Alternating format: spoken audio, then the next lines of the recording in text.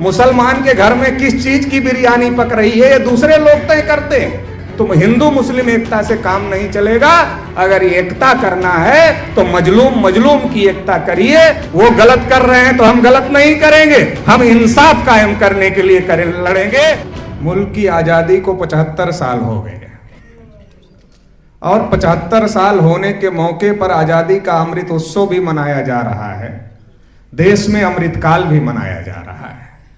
लेकिन देश की जो बहुसंख्यक आबादी है, चाहे वो शेड्यूल कास्ट के लोग हों, चाहे वो शेड्यूल ट्राइब के लोग हों, चाहे वो ओबीसी के लोग हों, या फिर अलग अलग प्रकार की माइनॉरिटी के लोग हों, चाहे वो मुसलमान हों, चाहे सिख हों, चाहे ईसाई हों, चाहे बौद्ध हों, ऐसे जो तमाम अलग अलग प्रकार की माइनॉरिटीज के लोग हैं, इन सभी लोगों से जब आप पूछो तो इन्हें आजादी के 75 साल में आजादी का एहसास नहीं हो रहा है।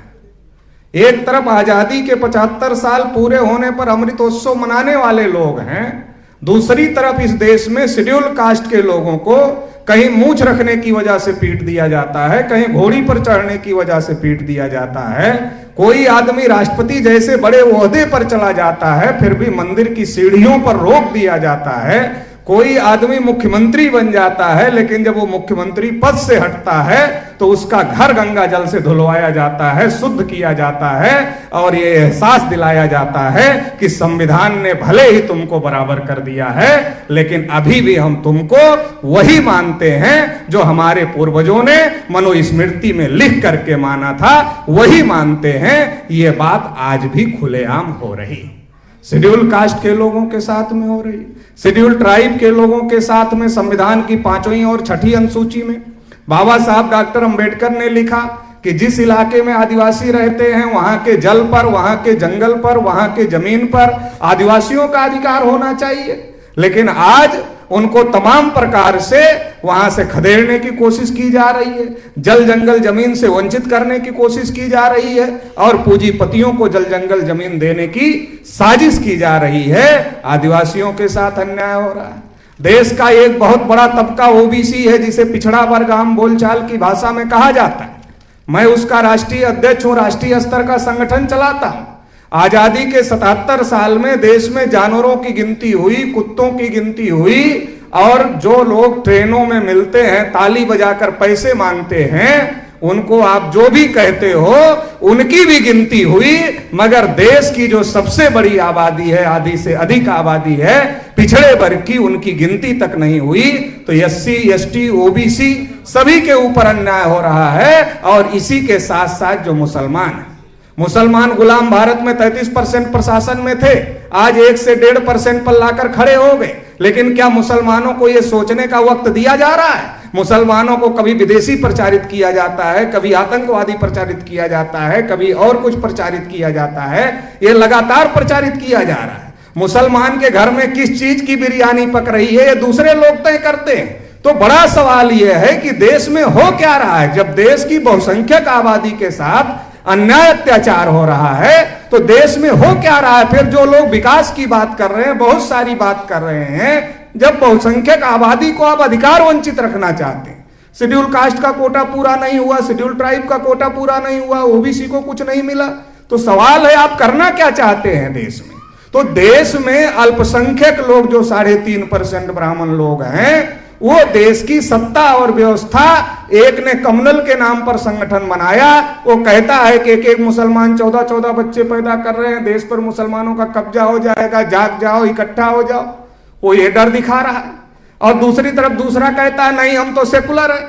ये दोनों जो नौटंकी चल रही है कम्युनल और सेकुलर के नाम पर, तो सेकुलर की नौटंकी में मुसलमान ज्यादा फंसे हुए हैं और कम्युनल की नौटंकी में ओबीसी, एससी, एसटी के लोग और खास तौर से ओबीसी के लोग, पिछड़े वर्ग के लोग बहुत ज्यादा फंसे हुए हैं। तो ये दोनों नौटंकी से बाहर निकलना पड़ेगा।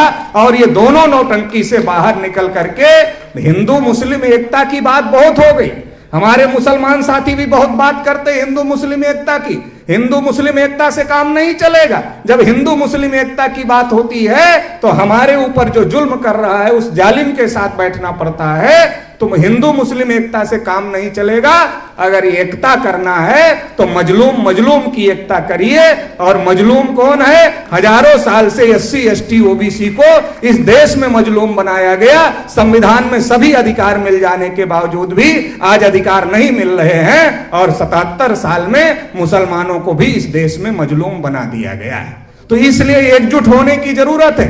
जैसे जब हम फिल्म देखते हैं तो फिल्म में, पुरानी फिल्मों में एक सीन होती थी कि दो बच्चे एक ही घर में पैदा हुए, बचपन में बिछड़ गए, एक पुलिस हो गया और दूसरे का पालन किसी चोर डकैत ने किया तो डकैत हो गया या कुछ भी हो गया। लेकिन जो तीसरा खलनायक है वो ये जानता है कि दोनों के माँ बाप एक हैं। जब वो जानता है दोनों के माँ बाप एक हैं तो पुलिस वाले को भी चढ़ाता है कि वो उससे लड़े और डकैत को भी चढ़ाता है कि वो उससे लड़े।